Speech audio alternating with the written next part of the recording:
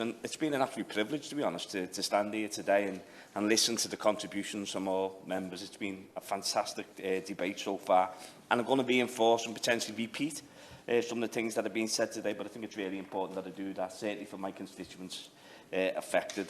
And also, you touched on the honourable member across the way, that this is a national scandal, and as somebody who's chair of the IPP on public accountability, we've seen some of the scandals instigated by the state. Unfortunately, this is another one, and this is something which needs to be resolved. I'm speaking today on this debate on behalf of several families in my constituency of Liverpool West Derby who have been affected by IPP sentences and who have been in touch with me. And I recently wrote to the, thankfully, former Secretary of State for Justice regarding the many issues associated with these sentences and requested a response. So I want to take this timely opportunity to restate these asks in the hope that the newly appointed Secretary of State and Minister will be able to take them up accordingly. The principle of IPPs, together with the pause drafting of the legislation, resulted in those who committed less serious offences which never previously carried a life sentence, receiving sentences that were never intended for them, as has been mentioned right throughout today. It's predicted that around 900 people will receive IPP sentences. It was actually given to more than 8,000. In addition, prisons still do not have adequate rehabilitation services, so prisoners are unable to access interventions they need to demonstrate they are no longer at risk and can be released. Like many other elements of this wretched piece of legislation, it just defies belief. Indeed, in 2012, the European Court of Human Rights held that the failure to make appropriate provision for rehabilitative services for 3 prisoners serving IPP sentences breached their rights under Article 5 of the European Convention on Human Rights. The cumulative impact of IPP sentences on individuals' welfare and families is well documented and has been mentioned right throughout today, as I've said. Indeed, the then government minister described it in 2010 session of Justice Questions as not defensible, and it was interesting that my honourable friend here voted against that legislation, always on the right side of history. Even though the sentences were therefore abolished in 2012, doesn't apply retrospectively, as has been outlined. And so the impact continues for thousands of families, and the mental health element of it is absolutely crucial. The crisis among IPP prisoners is rife. 81 suicides recorded against those serving IPP since 2005, according to the United Group for Reform. Tragically, it's reported only yesterday a young man took his own life serving an IPC sentence at HMP Manchester. And studies have shown that the family members of those given an IPP suffer financial, emotional strain, hopelessness and a loss of faith in the justice system.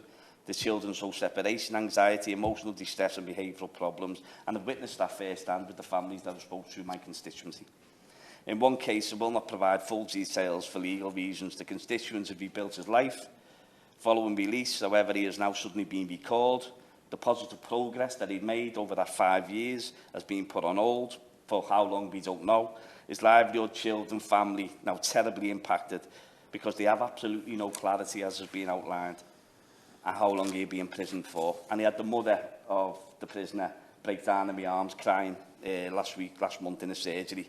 She just couldn't see an end to it. The destruction of the life that he'd rebuilt, his children, impact on her, the family, everything ripped away from them. And in her words, IPP sentences have been abolished since 2012, Ian, but so many people and their families are still suffering from this injustice.